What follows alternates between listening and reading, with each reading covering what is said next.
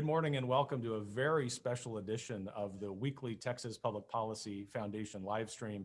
I'm Kevin Roberts, your host, and as you can tell, joined by a great American patriot, now distinguished senior fellow of the Hudson Institute, and of course, the 70th Secretary of State of the United States of America, Mike Pompeo. Thanks for joining us, sir. Kevin, it's great to be with you today. Thanks for having me. Well, as you and I were just chatting before we came online, you've got a schedule here in Texas talking about the great things that the Trump administration did. What you and I are going to talk about today are some troubling things, frankly. Our audience knows, and most of them tuning in from outside Texas, that we will cover every major policy issue facing us with smiles on our faces. But that means, and I think you personified this in your career, that we diagnose those problems very candidly so that we can come up with solutions. So I just want to ask you a couple of 30,000-foot questions, if you don't mind. Here you are a few months after serving as Secretary of State. You're observing the world. You're observing the new administration. What's your assessment of America's strategic position in the world right now?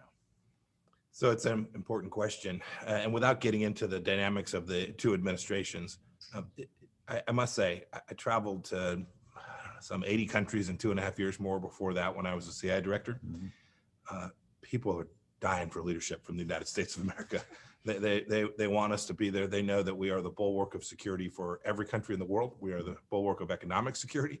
We're the bulwark of diplomatic capacity and power. And of course, we have an unrivaled military capability as well.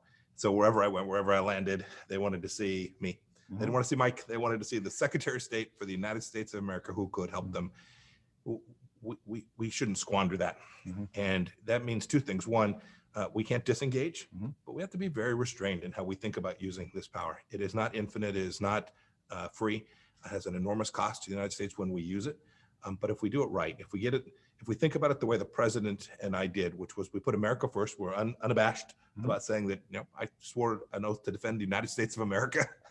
And that is our first priority. If we're unabashed about that, the countries will respect it, and they will come alongside of us and want to be our partners, friends, allies, economic trading partners.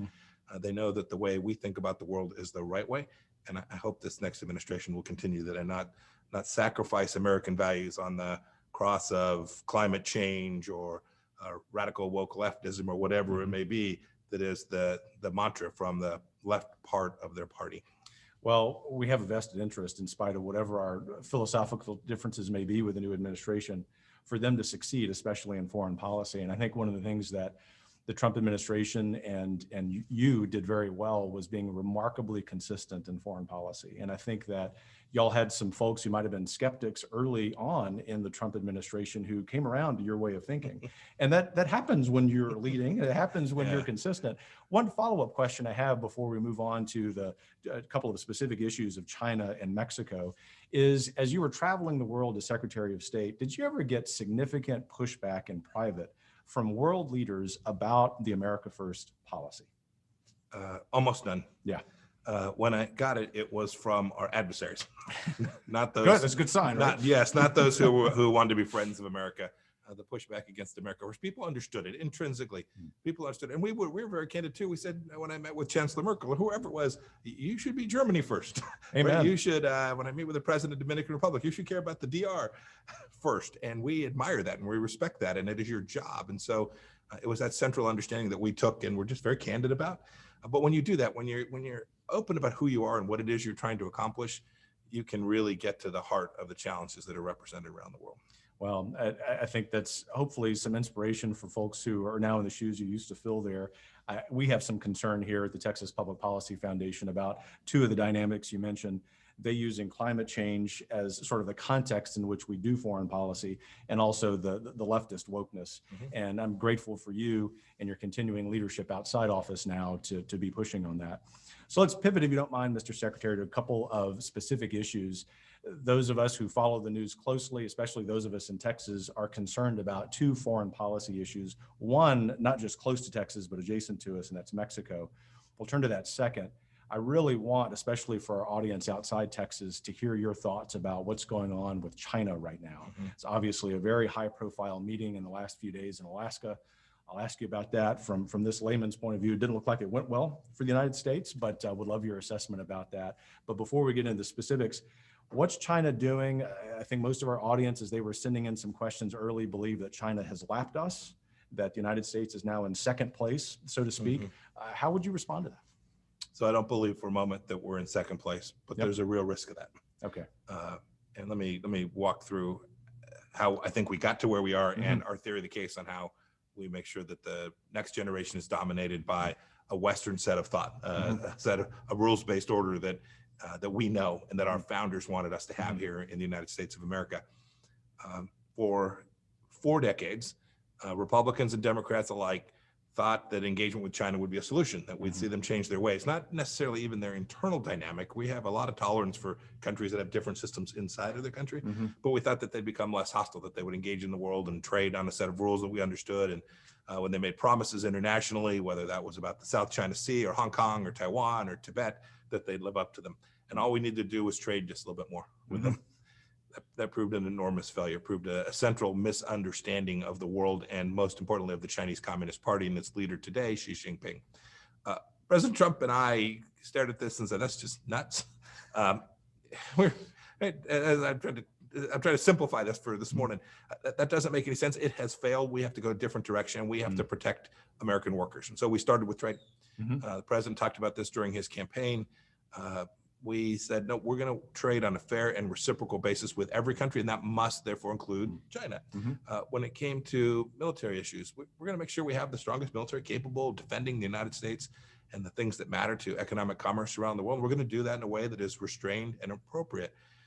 And we're going to very clearly lay out for the Chinese Communist Party that you can't come to dominate a region in a way that will deny Western ideology. So whether it was the World Trade Organization or the World Health Organization or at the United Nations, wherever it was we found China, in Africa with the Belt and Road Initiative, I could go on. We pushed back in a real way. It was a blessing to have a president that was prepared to lead and take the risk that was associated with that. But we were serious about it. There wasn't an ambassador that worked for me anywhere in the world that didn't understand that their top priority may have been serving as a relation to the country that they were in. Their second priority was China. Yes. Wherever it was they were, whether they were in Southeast Asia or Africa or the Middle East, they knew that China mattered to this president, to this administration, and that we needed to get this right. Yeah, well, thanks for that analysis. I'm sure our audience appreciated it. A follow-up question to that with a very brief caveat or context. You've struck me because I study leaders. One of the things we do here at the foundation by how careful you've been in offering unsolicited advice to the new administration. That's a custom in this country that all of us, liberals, conservatives, folks in between, really ought to honor. And I'm grateful that you're doing that. The point is, if you were going to offer some advice, and you're going to do that as a friend, as a fellow patriot to President Biden and his administration about what to do with China as a result of some of the remarks they made at this meeting in Alaska last week, what would that advice be?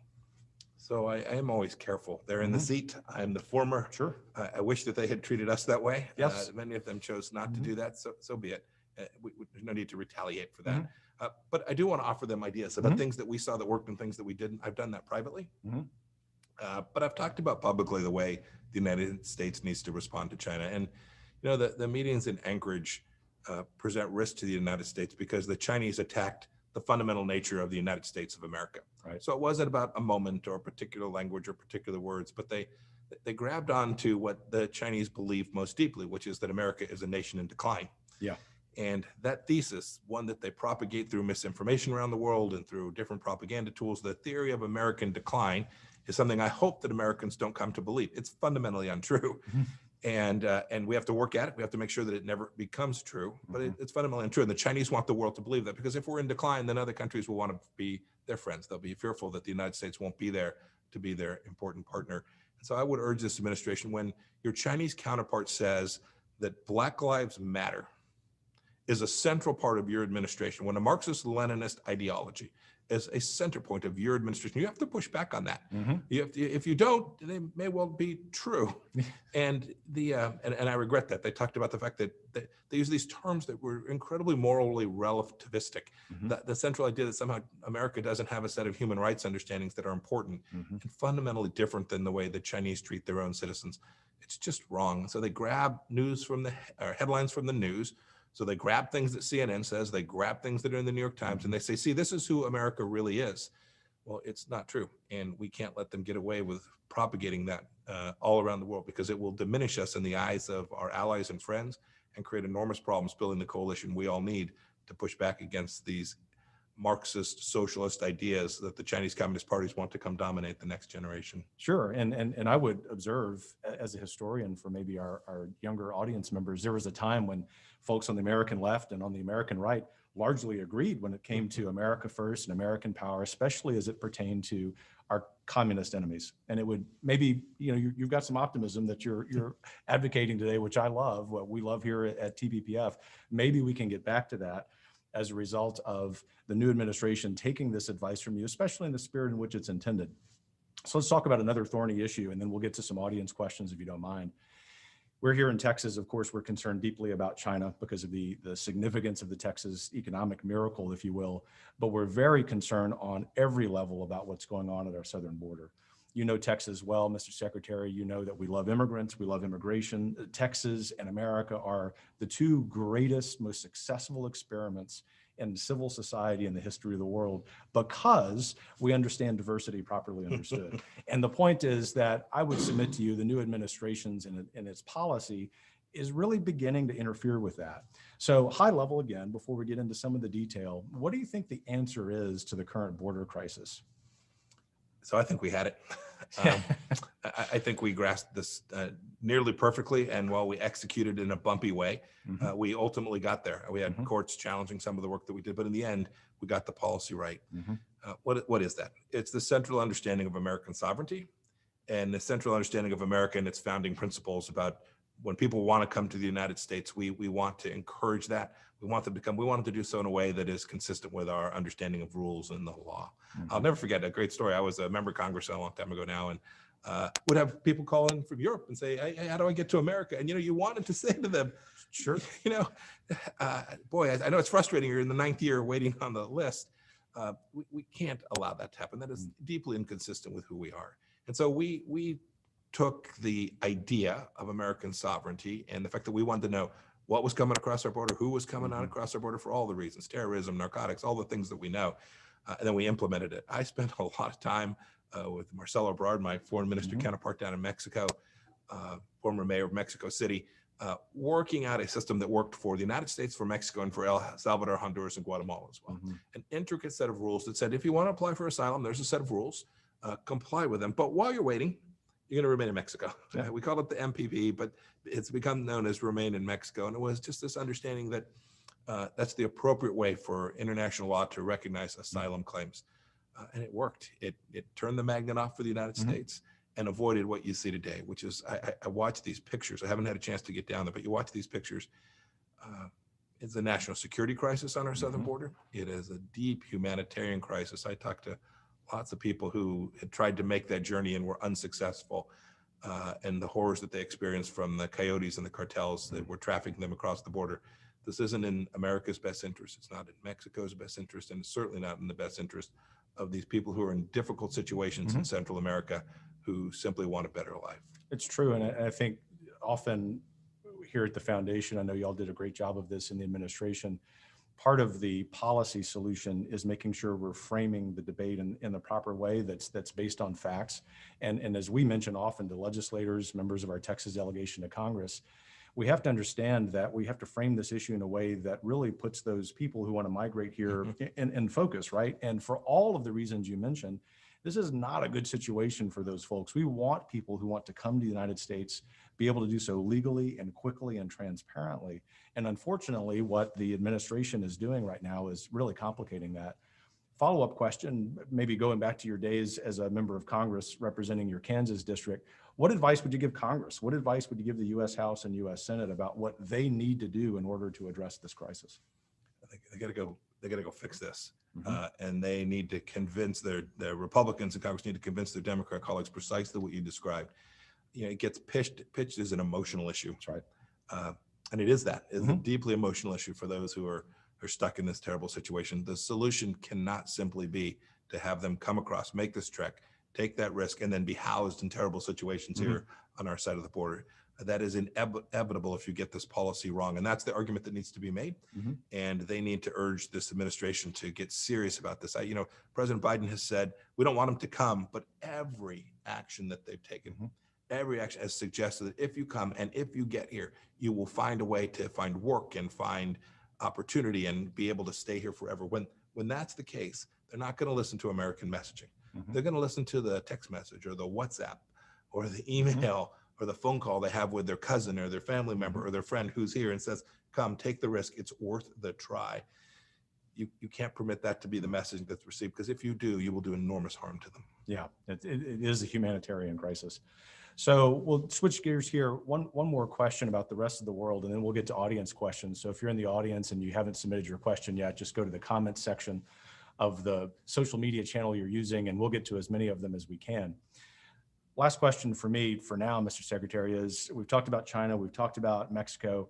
Any other parts of the world that, based on your experience and knowledge, you're paying close attention to that maybe our audience members are not, given the amount of media attention on China and Mexico? You know, we shouldn't forget the challenge that's presented from nuclear proliferation.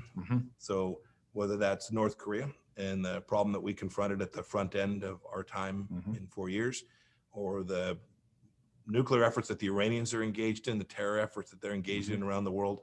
This is the most anti-Semitic country in the world, and this administration has already released at least $1 billion. Looks like it may be $4 billion. That money's not going to go to good purposes. And their capacity to extort the world, if those countries get advance their nuclear programs in a way that presents a significant proliferation risk, is real and will reduce our liberty here at home.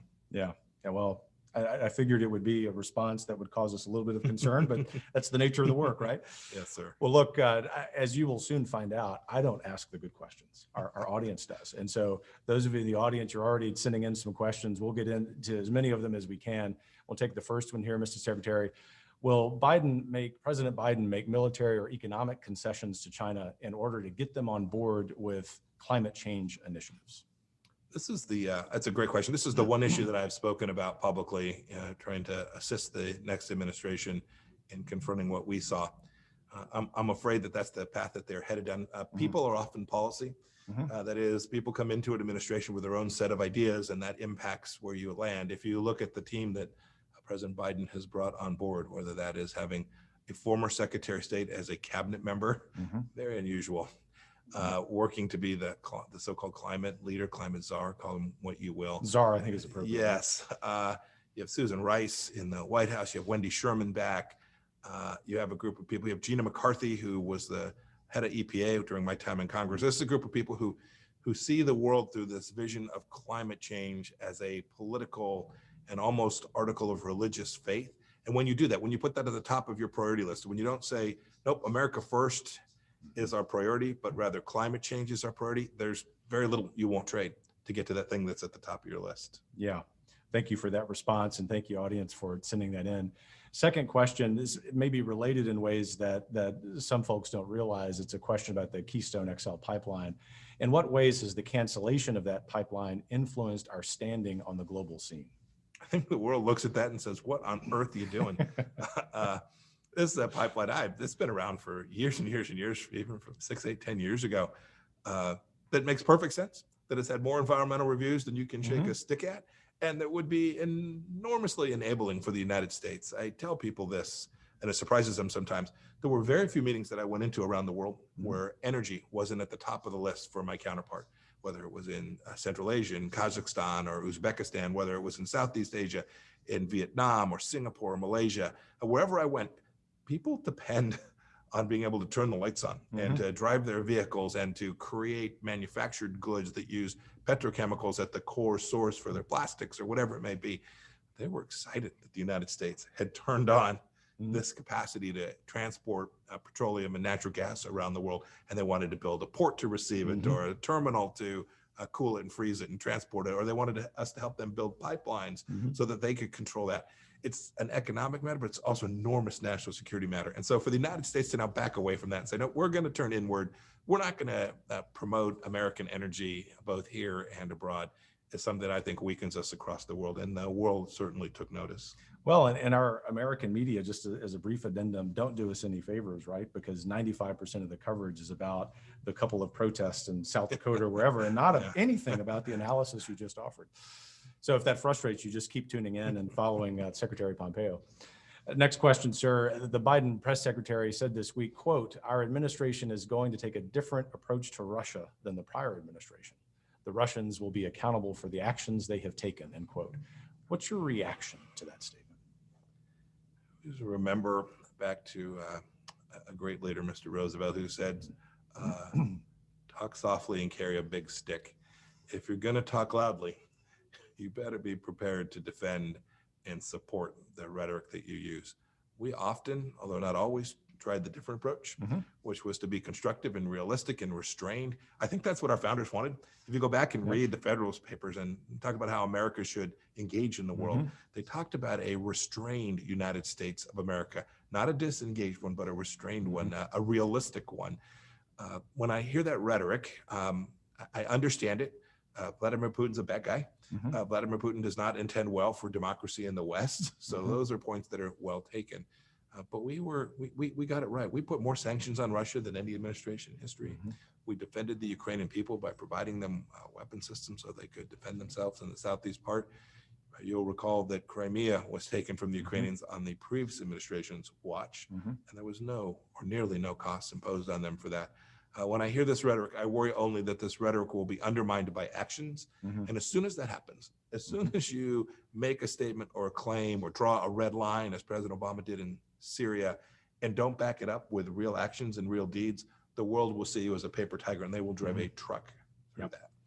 So let me ask you a follow-up question from what I like to call the sidewalk level. This just occurred to me. I'm sure the audience member won't mind. One of the things we try to do in our daily work is identify policy problems, identify solutions, but then give our friends out there, who are tuning in, our grassroots friends, some next steps, some action items. What I hear, as I'm sure you have heard thousands of times, is that thoughtful Americans who see what China is doing, the news this morning about North Korea testing nuclear missiles again, they see the Mexico situation, the Russia situation, they feel as if, the average American feels as if they have no power, no influence over getting the administration or Congress to take action. What kind of advice, maybe even a little bit of encouragement, would you give Americans who have the best of intentions? They're probably even praying for President Biden every day, even though they didn't vote for him because they're patriots, but they're disaffected. And so based on your leadership, your experience, what advice would you give them on not losing hope and maybe participating in a solution? So I think back to the time that was 10 years ago when I was running a small company back in Kansas. I felt very much the same way. What did Susan and I do? Well, we started with prayer each day for whoever our leaders were, the city council, the school board, whoever it may have been. Second, we tried to learn as much as we could so that we'd have a fact base. And we tried to think about how it made a difference to me. I ran a machine shop. We made airplane parts, and then ultimately a company that made oil and gas equipment. Sold a lot of it. It had a big operation in Midland, Texas. That means you're a great American. It was a lot. It was a joyous time. I loved coming to the Permian Basin Oil Show. It was a lot of fun. But think about how it impacted the people that were around us, the people at our church, the people in the business that I was responsible for, our friends in the neighborhood. And then we did our best to make sure and communicate that to people around us, talk about it at PTA meetings, wherever we were, to make sure folks understood. One of the things I hope to do in my time after being the Secretary of State and the CI Director is to try and translate some of this complexity, the things people see around the world, in a way that folks who have real jobs and are really working and are out there in the real world can understand and see. When I think of China, it impacts the jobs for people in Wichita, Kansas immensely if we get China wrong, if we don't get this policy right. It's not about some meeting in Anchorage or some diplomatic engagement in Brussels. It's about the reality of the life for human beings here in the United States of America. And so I'd ask everyone, don't disengage. It matters. Elections matter, policy matters. These things really have a real effect. It's funny, I'm not sure if you know this, Kevin. I was very involved in Kansas's version of the Texas Public Policy Institute. It was called the Flint Hills Resources Institute at the time. Now it's called the Kansas Public Policy Institute, but I was one of the member trustees on the board. These policy organizations do the Lord's work in helping people understand what's going on in the world in a way that you're almost certainly not going to get if you flip on the TV, because the world's a little more complicated than you can do in a 2-minute soundbite. That is true. Well, thanks for the plug for a great sister group in Kansas and then directly for us. So we'll get back to a couple of audience questions. And then before we wrap, the Secretary Pompeo, I have a couple of questions I always ask our guests. So I'm going to pitch them to you. There are questions about optimism. So I think you're going to be just fine. But from the audience member here, how can we use inalienable rights per the Secretary's Commission report to counter China's influence? Thanks for the reference to this work that I led at the State Department. It was really important. The State Department has a huge group that works on human rights around the world. And what I found was we couldn't speak about it in a way that was serious and thoughtful and consistent with what I understood human rights to be around the world. So I thought about it for a little bit. I brought in some people a lot smarter than me, and we ultimately created this commission that you referenced. There's a report. I'd love you to go read it. It's 56 pages long. It's an easy read. You can even just read the front 3 pages, and it talks about human beings that were created in the image of God and the rights that we have as a result of that. And the things that sometimes get referred to as rights that simply can't be human rights. And it's really important. And so what this commission attempted to do, and I think they did a wonderful job, was to reground America's understanding of human rights in the tradition from America's founders. That was my job as Secretary of State. So they went back and looked at how America has always viewed human beings as the most important actor in the political stage, not groups, not dividing by particular sex or regions or race, but rather the human being and the family. And so you can see it, and you'll see the report. It's really important as it comes to China, because the Chinese Communist Party has a fundamentally different understanding of human rights. You saw it in the comments they made at Anchorage. You can see it in the comments they made when I met with them. They view human rights through the lens of Marxism, Leninism. They call it socialism with Chinese characteristics. Sounds scary. Yes. If you read just a little bit of it, you'll want to close the book quickly. Socialism with Chinese characteristics isn't about people. It's about power and influence and corruption and the capacity for the Communist Party to continue to dominate not only all of the regions of China, which if you're a historian of China, you realize has not been a continuous place for an awfully long time in history. And second, to spread that idea and that ideology around the world. We can't allow it to happen. And I hope that the commission's work to refocus the State Department, how we think about human rights as we travel around the world, will help us push back against the threat that the Chinese communist ideology presents to all of us. Well, an excellent question, and thanks for the response. What we'll do, I assume that report is archived on the Secretary of State's website, but we'll be sure and put it on our site for audience members who might want to come to our site, texaspolicy.com instead. So we've got another audience question about China. But I want to just take a quick break from that and ask you a question that someone emailed me this morning, one of our friends here at the foundation. And they said, Kevin, amid all of the understandable focus on China and Mexico and North Korea and Russia, I've not seen a lot about America's involvement with the European Union, especially in light of the United Kingdom voting to leave it for all intents and purposes. And this audience member was curious about your thoughts about that, the future of the EU, the future of UK-American relations, not just under this current administration, but maybe 10 or 20 years down the road. We need the European experiment to be successful. We do. We always have, right? We always have. Just as I'm confident the American experiment will continue to be successful, we need the European experiment to be successful. They are struggling. They're struggling because they have put such a status layer on top of not only this international mechanism of the European Union, but also inside their own governments. In most countries in Europe, there's a more dynamic part of Europe than we think of. From France and Germany are less so, but some of these Eastern European countries are very dynamic, and I expect good things will come from them. The economies are smaller. But if you step up one level more, we need them to join this battle of ideas, this central understanding of the West as an important bulwark against tyranny. If we can get them to do that, if we can get them to accept that and their responsibility in that, which President Trump tried to do, NATO was the proxy, but the idea was more than just, hey, you got to spend more money to defend yourself. It was bigger than that. It was, we need you to stand up for this set of ideas, these ideas about democracy and freedom and liberty and pushing back against tyranny. And we need you to join us in that fight and be serious about it and preach this to your people. Last thought, I gave a speech in Brussels early on at my time as Secretary of State. So I've been the CI director. I'd been over there a few times, and I had a feel for the lay of the land. I went over and gave a speech, and I've never walked out of such a quiet room in my life. Not a golf clap around. But what I had done was lay down what our understanding of what the relationship between the United States and Europe needed to look like, not today and tomorrow, but for the next 50 years. 2 years later, I went and gave a speech that wasn't terribly different than that in Munich, this time at the security conference. Very different reception. They had come to appreciate that we were serious about being a force for good and to work alongside them. And I was very happy that in those 2 years, we'd been able to convince them that our understanding of the threat from China, our understanding of the threats from Russia, and more importantly, our understanding of the threats that come from authoritarian regimes all around the world was serious, and we were prepared to use American power to try and shape those things. Well, what I love about that, in addition to the obvious achievement, is that national defense doesn't just involve very important material of war, right? It involves the brain and being willing to have political courage, especially in Eastern Europe right now, where there's so much reason for hope. And just thinking historically and going back 1,500 years ago, it was Central and Eastern Europe that really was or were the bulwark of our Western mode of thought. So the continuity there across history is really important. And I think not that you're looking for this, because you and your former boss, President Trump, are not looking for credit, but history will judge this administration very fondly when it comes to not just American interests, but the interests of how we understand human persons to be free in the image and likeness of God. So thank you. One more question about China, and then we'll move toward the final questions. This audience member, Secretary Pompeo, asks, how serious of a threat do you see China's presence in our southern hemisphere? So China is active in nearly every nation around the world. That certainly includes Mexico, Central America, but also South America too.